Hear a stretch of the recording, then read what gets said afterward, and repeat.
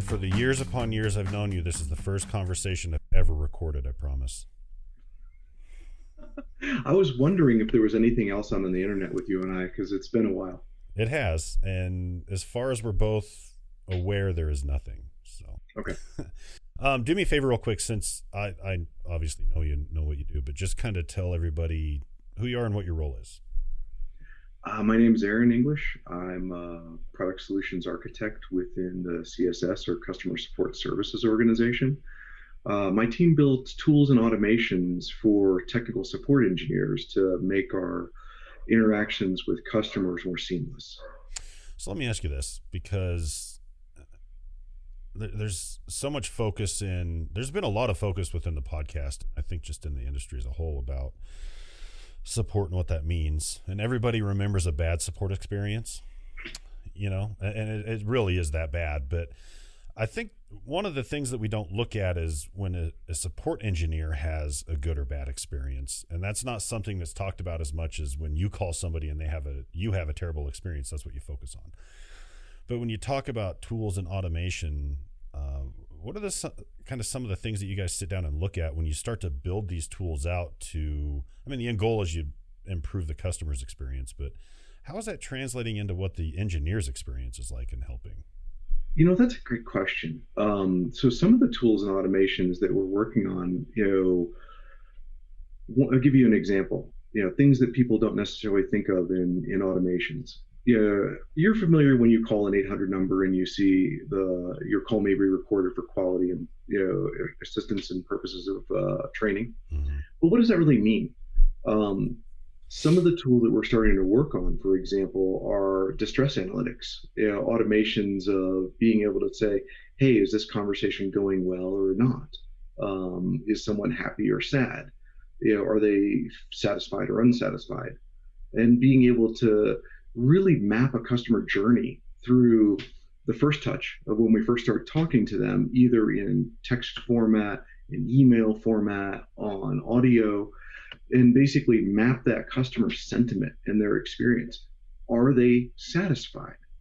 There's a million different ways that you can look at a technical journey, but satisfaction is really a lot more binary, and so looking at the customer satisfaction of the experience, to me, is part of that, type of automation. Yeah, the thing I like about that too is, and I think one of the reasons why I brought that up is the world we live in now is so much different anyways. Mm-hmm. But on a normal day, world's normal, everything's back to whatever, It's normal anyways these days. Yeah, exactly. But one of the things that comes into it is you don't know, you get an attack engineer on the phone, you don't know if he or she has, a parent or a friend that's under the weather, or a child that's under the weather, or some stress, their car broke down or whatever. I think that we've gotten into this world of the customer is always right so much that it makes it really easiest for us to say, hey, Mr. Engineer, put your feelings on the side and just worry about the customer being right. But now there's tools out there that kind of let you measure both sides of it and see really where that is. And I think that's a testament to where we're trying to move this industry and, some of the care and feeding that goes into the people behind it as well. That's really when you're looking at, the customer experience, not just, there's the technical aspects of it, but the people sides of it are grossly under, represented, if you will, in the industry. As you said earlier, people remember a bad experience, and one bad experience washes the hands of 10 good ones because it's what they remember. And you can't always govern what's happening on a day-to-day basis. So, a lot of the things that we're doing is working towards, for example, with call recording, this is how we actually use it, to try and figure out, okay, what's the sentiment of what's going on here? What's the level of satisfaction? Are people conversing, or are they talking over one another? Then we take that back to the engineers for feedback, and it's a good growth opportunity. Additionally, when we look at other automations, to where you're doing chat automations, be it chat bots or chat integrations, and working with customers, of being able to pick up as much metadata as you can, so that you can have an intelligent conversation with the customer. if they've logged into the portal and they've authenticated to the site, well, that should be enough for us to be able to have a reasonable conversation with, I know what products you have, I know what products you don't have. But there's a tremendous amount of automation behind that to be able to say, you take that authentication and say, okay, this customer has these products within our portfolio. These are the things that they've had trouble with in the past, or their last case was this. So you can come into it with having a semi-initiated knowing your customer scenario. And that's really what we strive for in that tools and automations, to be able to give that more, behind the curtain, seamless interaction. There's really something to be said from that, because I am a massively firm believer in the fact that if I'm on the phone calling support, I'm already probably not super happy about it. Not because not because of who I'm about to talk to. It's something's broken. I have an issue. We both come from support roles. We've both been called out at 3:00 in the morning and at 2:00 on a Saturday. I mean, we've been there, right? But I think the thing that really pushes this a little bit further for me is that you're actually trying to make that as smooth of a transition from opening the ticket in that process to getting you on the phone with somebody that already knows as much about the issue as humanly possible through that. But I think the thing I kind of wonder about is whenever you look at change, right, whether it be you start changing how some of these processes work for folks internally, but you also change what that engagement process is like for the customer itself. Do you get feedback and a lot of resistance in those areas, or are they just kind of like, no, that was great, I liked it? In a support role, you don't really get the phone calls of, hey, I'm just calling you to say nothing's wrong and the product's working great and have a good day. Yeah. Kudos to you guys. The nature of a support organization is that you intrinsically begin every interaction with a level of dissatisfaction. And that's okay, because we're here for that. That's our job, is that we're here to take a level of dissatisfaction and turn it into a level of satisfaction. Sometimes those journeys are deeply technical. Sometimes those journeys are educational, meaning that the product is doing what it's supposed to be doing, and there's an opportunity to educate the customer. There's a delta with that, with all of those interactions, and they're all very different depending upon what layer of the technology you're working with, and which product that you're working with, and what specifically the problem is. But beginning inherently with dissatisfaction is relatively normal, and I think that from a support organization, for all the things that we try and for my team try and automate experientially, the goal is to be able to trend it towards satisfaction. Now, we also do surveys, post-interaction surveys, and roughly about less than, I think it's like 8% of the surveys that we put out are returned, and maybe 1% of those surveys that are returned are positive. But that's the nature of surveying. You're looking for, and my percentages may be off on this, but I'm sure that people that in the industry would say, well, it should be this or it should be that. But realistically, it's what you do with it. We take every survey back through the leadership team, meaning that every single survey is seen by the EVP team of support, by the directorship. It's passed down to the managers, good ones, bad ones, because we're always looking for that opportunity as far as what can we do better. So, there's no such thing as bad feedback. The only bad feedback is the feedback you don't act on. Yeah, very true. I mean, you have, first of all, to live in a support function or role, you have to have thick skin, because it's very thankless. And like you just said, I mean, 8% are responded to and 1% are positive. That's, we live in a numbers world, right? So we look at numbers within all these metrics all the time, and you're always looking for ways to make those better. Well, the DNA of a support engineer is that they enjoy puzzles, they enjoy fixing things, and they enjoy bringing satisfaction. So, the nice thing about it is that in a support organization, there's an endless pipeline of that. There's an endless pipeline of problems to be solved. There's an endless pipeline of relationships to be made better because they're coming to us. They need help. Yep. Well, and no matter how you cut it, I mean, this is not a bash the customer session, because I don't think it's true. But I think there are times and scenarios where information that an engineer is looking for to help further advance the solution to whatever problem isn't always necessarily available. And it's not because the customer is inept. It's not because the customer is lazy. It's because the customer is probably no different than you and I, where you have 50 projects on your desk right now. You're trying to manage all of them, and you're trying to grow your network organically, and you're trying to complete all these projects. And then all of a sudden you end up with a house fire over here that you need to go deal with, because if you don't, it's going to burn the neighborhood down. Mm-hmm. And so it becomes more and more intrinsically stressful. So that's why the automation thing is kind of really interesting to me, because it starts to curve some of that a little bit off and allow you the opportunity to get in front of some of this stuff. And a lot of the stuff that we're doing internally coming up is going to also help push information towards what helps with these things in the future and kind of future proof them and keep you from calling support.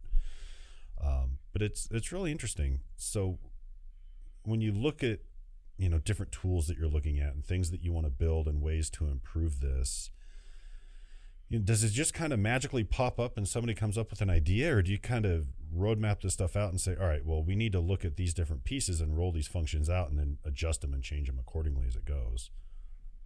I like to look at my failures. I like to look at the things I've done wrong, or things that we thought were a great idea that didn't turn out as planned, and then figure out, okay, why did it fail? Why did I think this was a good idea in the first place? We've recently taken a tool set that was a tool suite that we designed, a virtual machine that we gave to customers in order to monitor their networks. And it didn't get a lot of great uptake because we realized we just gave the customer another tool to manage. It was one more thing they had to put in their environment to be successful. And so we took that opportunity of everything that we built there and we said, the concept is right. We're trying to do the right thing, reaching out to the customer, but it's in the wrong place. And so you flip that. Instead of making it a virtual appliance at the customer site, you take the framework that you've created and the diagnostic tools that you've created, put it in the cloud, and then put a bot framework in front of it. And now it becomes part of basically the logic and AI of a chatbot. So you take the deployment strategy, could have been better, in the initial. But what we learned was when people used it, it worked really well. But like anything, they just wouldn't maintain it. So moving it to the cloud gives us the opportunity for us to maintain it and for it to be always available. A customer can just chat into that bot framework. Some stuff that we'll be launching in the next 30 days. Where the chatbot will interact with the customer and they can start to upload support information. They can upload their config file for an engineer to take a look at. They can status a case, escalate a case, all asynchronously of working with someone. Or they can say, no, I don't want to talk to a robot. I want to talk to I want to talk to the support organization, and we click them right through. That's a really interesting thing that you bring up, and I kind of wondered about that, because we've put content out before for customers, talking about Smart Zone, talking about CloudPath, talking about Ansible, talking about all these different automation opportunities, and a lot of customers come back and say, will this do everything I need? And typically the answer we give them, I mean, Brian Stewart and I have sat down and talked about this at length, and really the only answer we can give them is no. Because you have different tool sets that are going to do different things. And I think what you just said is really the end all be all of the goal of it is, customers want one tool that they have to manage. They don't want 10. They already have enough on their plate, right? Mm-hmm. And so I personally don't see that ever happening. I mean, there's way too many things out there, but now with APIs, I mean, maybe it's possible. Do you think that's possible ever? You can have a single tool that can manage everything? So everything's an awful big word. And I'm going to take it more in bites. For example, with the bot framework, the bot framework interacts with a customer to where they can chat in that they're having a problem and they want to open a support case. Well, while they're opening the support case, they have to, like any other support case, you have to give a subject, Mm-hmm. you have to give a description. Okay. Customers want on demand, bite size, relevant fixes to specific situations. If they can give me a problem statement and a problem description, what can I do with that right here and now to be able to provide something that is relevant to their situation in particular at this moment in time? Now, back to your questions about APIs and AI. So we're taking that initial information where when they're trying to create a support case and they're giving subject information and basically problem description, and we're running it through a Coveo AI search engine during the chat and starting to render on page, hey, you're having problems with an ICX switch and your devices aren't powering up, you're having a PoE issue. Well, immediately it'll pop up on the screen. Here's the top 3 articles for ICX PoE. Here's a knowledge base article. Here's a configuration guide for PoE. But we're starting to try and render bite-sized information in flight. So I think that, is there one right-sized tool to fit all? No, but there is a way to be timely. And realistically, the right tool is the right thing, specific thing at the right time. I can onboard you as a customer today and sell you a product and then send you the 600-page manual to that product. But that doesn't mean that you're going to know that page 13, paragraph 2 is what you're looking for this instance. Yeah. And it's unrealistic with a customer network where they're going to have thousands of objects, hundreds of devices in various software versions that they're going to be able to say, oh, well, that's in that manual. I think that's unrealistic. So let me ask you about how challenging this becomes. When we look at take layer 2 switching, for example, okay. Right? Pretty well baked in. Doesn't change. It's been layer 2 has been layer 2 and how a switch handles it for the better part of over 20 years. I mean, we're not doing anything magical 20 years later, 25 years later, right? There's nothing magical you can do with it. So, it's pretty rote. Yeah, I mean, it's a brick. You can't really do anything with it. But it's the other thing with it too is it's so baked in and there's so much industry knowledge on it that it's there.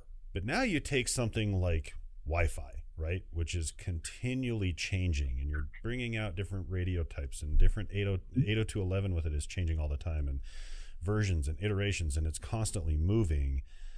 How challenging does it become to start to bite-size all of that stuff is it an 802.11b client? Is it an N client? Is it AX? Like, how big of a challenge does this turn into? The challenge is matching the problem description with the right information. You've been around troubleshooting long enough to know that all troubleshooting takes 10 seconds. It takes the aha moment. Mm-hmm. It may take you an hour, a minute, a day, a week to get to that 10-second moment. But realistically, it's as soon as you're presented the right data, the solution illuminates itself. Mm-hmm. So part of the challenge that my team takes on is to get the closest, most relevant data in front of the right people at the right time. So part of that is grabbing that initial problem description information.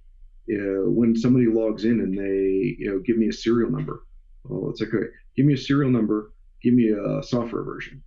Well, I've narrowed the world sphere of the sum of all human knowledge down to something a little bit more specific, and then we just keep peeling it back through very strategic questions to be able to get to that aha moment, or to get to that, okay, based upon everything you said, all I need is this log file because the contents of this will give me the answer. So it's an iterative process of being able to continually peel back to get to the right question to yield the answer. That is almost terrifying, because in the same breath where I say layer 2 switching it's rote, like you said, right? Mm-hmm. Then you take something like layer 3, and you take a protocol like OSPF, and it's been built and solid and there forever. I mean, people that know routing know OSPF really well. Mm-hmm. But then you run into an environment where a friend of mine has this massively routed environment, and all of a sudden he goes to bring up a new neighbor, and it dumps his entire OSPF routing table, rips his backbone apart, and he has multiple devices now displaying the same behavior and no clue why. So 2 weeks later, they get to the end of it. But, trying to shrink down that time and get to that point, I think a lot of the automation tools are going to help kind of get to that quicker. But like you said, it's that 10 seconds, it's that aha moment. And a lot of times that comes from somewhere else where there's intrusive device under test that they're working this on, where you have to get, the reality is you have to have a lab somewhere where you can get somebody that can match up the hardware exactly, software versions exactly, firmware versions exactly, and figure out, do we have a defect we didn't know about? That's a reality, right? It's still there.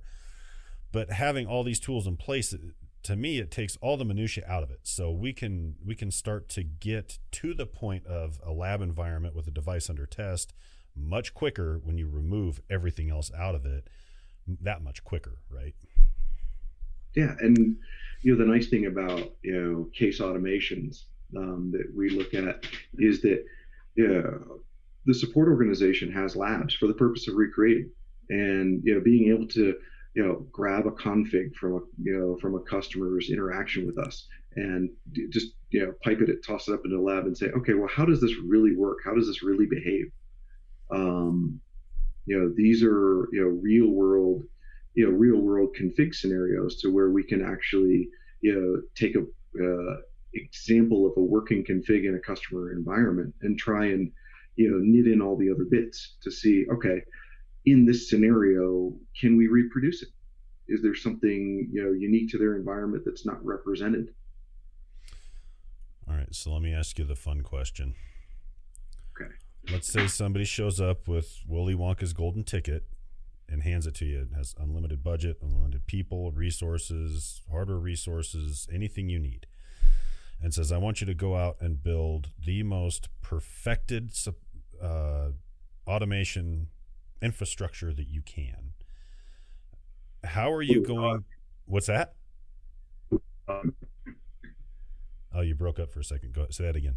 Oh, that's it. What are we automating? Well, just the whole process of it, right? If you wanted to automate not only the case being opened, but how quick information gets to the engineer, how much information they're armed with. And then not only on top of that, I'm kind of curious what you think the automation pieces are going to look like going forward. What is this going to evolve into? Because technology doesn't just stop, right? It becomes something bigger and bigger over time. Oh, that's a great question. I can tell you the road I'm traveling. Because what I think is the valuable road for this technology and the support and serviceability future. And I believe that it's transactional within bot frameworks. I believe that those frameworks are able to coach, to where given the config of what I see, that maybe you should try looking at this, or being able to actually automate that. But I think that the future is within the product itself, meaning that the product phone's home and it is interactive, and the documentation that's relevant to that product is rendered within the product itself. The bot transaction that we're talking about is rendered within the UI of the product itself. I think that the idea of a support monolith, to where you would go to a website for assistance or pick up the phone to go for assistance, should only be for when you can't power it on, or it's the plane is grounded. If it can't get to the network, okay, well then you go to a website or pick up the phone. But I think that the most valuable support is in flight. The reasons for that is because that implies a certain amount of connectivity and a certain amount of relationship with the vendor. Um, a bot framework that sits within the product itself has the ability to phone home. It has the ability to say, hey, based upon these interactions, these are the config files. May I gather these files and send them to a technical support engineer? They're on the box itself. But I really see the elevation of the product UI UX to be in-flight documentation, in-flight diagnostics. That's they're dealing with it right there. It's like literally as they're setting it up and going through their configuration. We should be helping them at that moment. For example, you gave an example that I think would have been spanning tree, in your network config issue. But I would love to have the product intelligence baked into where it said, "Hey, I noticed that you have this other IP on your network. Do you want to commit this?"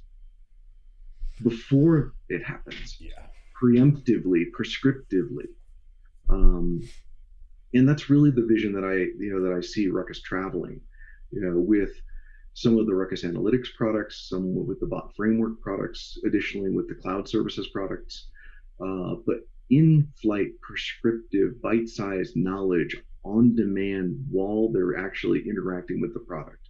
I don't see a separation between configuration, trouble, and training and assistance. To me, I see that as a single pane of glass that's rendered in the product as it happens.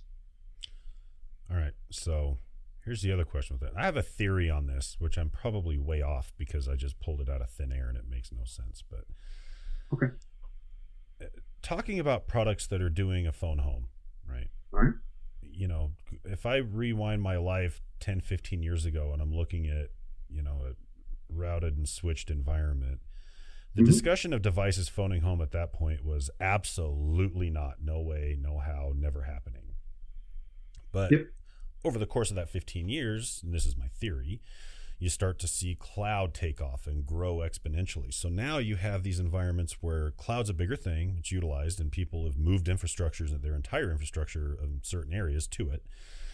Has that made the phone home concept an easier pill for customers to swallow, or is it more we just see the benefit with it? There's a really good book called The Digital Life of Information that I find very useful when you talk about not just how the technology has evolved, but how society's view of the technology has evolved. And we also talk about data governance, over time. So back 10 years ago, there was no concept of safe harbor. There was no concept. PII was only for the purposes of the financial institutions. The GDPR with the General Data Practice for privacy in Europe, those things didn't exist. There was kind of a wild west on data protection. Today, there's a lot more of enforcement on that. Those things have teeth. Additionally, there's a certain amount of maturity in the technology where people have grown up with the technology. It's become more normal. It's less suspicious. When's the last time that you actually read the complete terms and conditions of an app that you downloaded? Plead the fifth. Never. The T's and C's, the T's and C's back in the day, if I go back 10 years, there were no teeth behind them. It was, you give us your data, we abuse it any way we want. That's no longer the case in the world. And the industry has actually become much more mature. So I think that there's been an evolution of trust with this recent generation. There's been an evolution of governance regarding what is applicable, regarding data processing, regarding personal identifiable information, digital personas, things of that nature. So, and additionally, if you rewind the tape, to early phone home technology, those evolved originally as modem pools that just exfiltrated log files. and then they became data pools that exfiltrated log files. Well, there's a lot more humanity in our technology today. There's a lot more persona in our technology today, and the need for that governance. A few years ago, I bought a digital watch from a vendor because they started doing medical metrics, and I put it in my own lab, and I was like, what are you taking from me? I was actually did it as my own science experiment. What PII are you taking from me? And then I actually pulled back the T's and C's to say, did I permit this? Did I allow this? You're monitoring my heart. You're doing good things for me. What else are you doing? And there's a tremendous amount of governance behind that today that didn't exist. And what's really funny is you look at vendors that make smartwatches, and then you look at social media platforms like Facebook that's grabbing data and using it however and wherever and whenever they want. And this isn't non-public information, right? Everybody knows this. It's happening. It's in the news. But then you take the people that are also they have direct access to all of your data, whether it be through your phone, through your watch, through your tablet, whatever, they have access to it. But they're actually sitting there targeting these platforms saying, well, you can't track our users. So, at what point in the world are you saying, okay, you can have my info, but don't give it to anybody else? That's really what it's become. Personal information and privacy, I don't want to get into that whole thing because that's a whole new podcast. Yep, exactly. But it's it's one of those things to where I think certain vendors are trying to give you a sense of safety and security by using their products, that they're not going to just let anybody else tap into it and pull whatever they want and use your data however they want, which I like. I'm for that, right? Well, it's interesting when I take a look at data based upon products. I look at the product utilization for the purpose of the customer, for the purpose of the experience. It's very interesting when you take a look at metadata from a product and you say, well, these are the top 10 features that are used. Take a cross section of 1,000 users, 1,000 products in the field, and say, these are the top 10 products that are being used. These are the top 10 features that are being used. These are the 10 features that aren't being used. So where do you spend your developmental time? And then you can also take a look at it as a different cross section from a support and serviceability model of all the features that are being used, which ones are getting reported with the most trouble cases? Where do we need to put the developmental love? Where are our gaps? So when I look at tools and automation for that, the purpose is to build a better mousetrap. We're looking for a better product for the customer. We're in the business of providing the best Wi-Fi technologies, the best networking technologies that we possibly can do. And realistically, the best lab in the world isn't as good as raw customer usage feedback. Because that tells me more than anything. Knowing what features they use tells me where I need to develop for our customers. Taking a look at how many cases are reported on what features, tell me where the gaps are within my products. So the data science of that, to me is a holistic customer experience. It's terrifying when you look at the feature sets that exist in products, whether it be hardware or software today, that there are features in that device that exist for less than 1% of the customer base, but there was one customer that asked for it, that needed it for a certain solution, and it's put in, and 99% of the world doesn't even know it exists because they don't use it. Absolutely. Feature requests require development cycles, and oftentimes it's either a belief-based system or it's a squeaky wheel-based system where the belief is that this is going to be valuable. Or I've had one customer that is extraordinarily interested in this thing, but the data science in the field tells me whether or not that feature has value. It tells me whether or not the feature that is out in the wild is getting used. Should a feature be enhanced or deprecated? No matter how big of a lab or how big of a survey I take, that's not the real world data. That's not the real world data experience that says, hey, our customers are looking for enhancement here, and here's the data to prove it. Yep. Well, and it provides you so many opportunities when it comes to architecture with the devices too. I mean, looking at how you can modularize software that's, spun up on a device now. I mean, it's so far advanced now than where it was 20 years ago. I mean, routing and switching alone, you modularize stuff all day long, and hey, I'm going to turn on the features I need and nothing else is in the way at that point, right? Yeah, and it's interesting when you take a look at software architecture when it comes to that, because a lot of the industry is moving away from, the virtual machine architecture monoliths and working towards containers, microservices that are threading those containers together. And the concept of a product feature, I can see becoming more of a container and an a la carte scenario, to where you buy the base product, but you can say, well, I want that feature, that feature, that feature. And it all basically just scales horizontally, and threaded together, which is a completely different mindset in, product build, because in theory, you could have a customer go to your download page, be it a GitHub, or, some type of serviceability repo. And they say, hey, I'm going to purchase my product. And their purchase is actually just built their a la carte as they go. They log into the site and say, well, here's the fundamental base model, and I want this feature, this feature, this feature, and it knits itself together. Yep. As far as that becomes your new VM package. But I see that as the future of modular design and modular software architecture. That builds an on-demand product.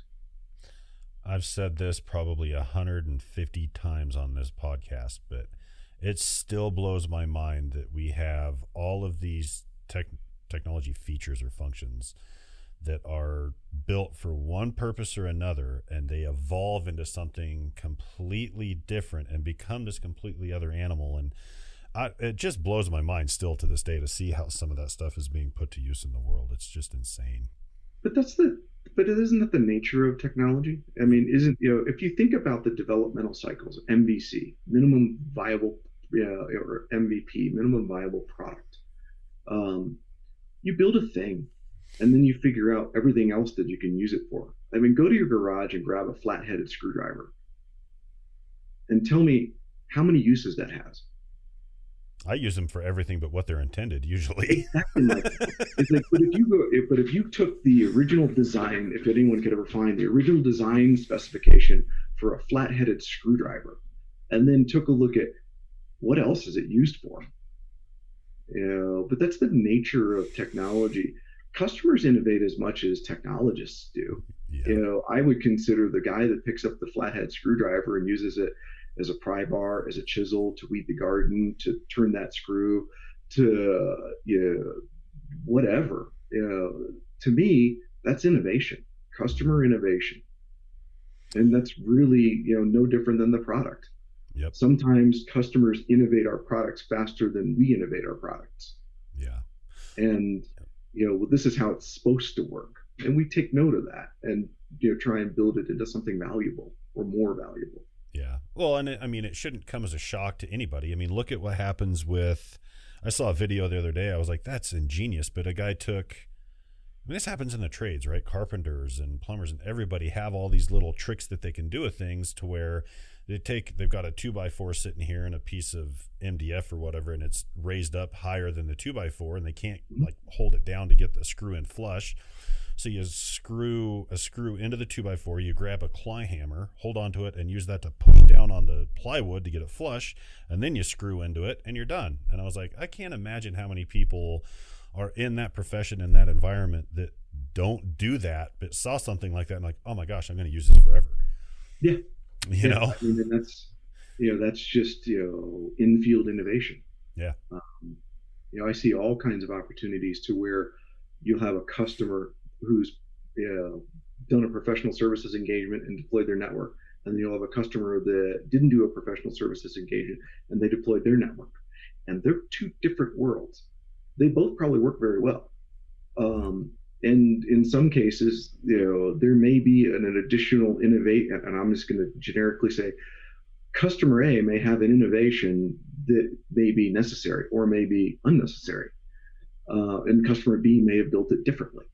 Which one did the professional services? I mean, that's there are a lot of smart customers out there. They can take care of themselves, and some don't need that help, and some do.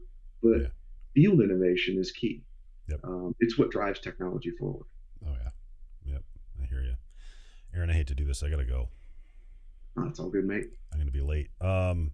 You have a standing invite to come back and do this anytime you want. It was a lot of fun. Well, you've been stalking me for years to do this. I figured I would, eventually, succumb to it. So I'm pretty good at it. Usually takes me a couple years, but I can usually beat people down to where they just give up and say, "Okay, fine." It's good to see you again, man. Yeah, you as well. I'll talk to you soon.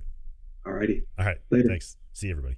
Thank you for listening to Ruckcast. If you just found us for the first time, be sure to follow or subscribe on your platform of choice so you can be notified of future episodes. If you have ideas for future episodes or can't find Ruckcast on your favorite platform, contact us at ruckcast@comscope.com. And as always, thanks for listening.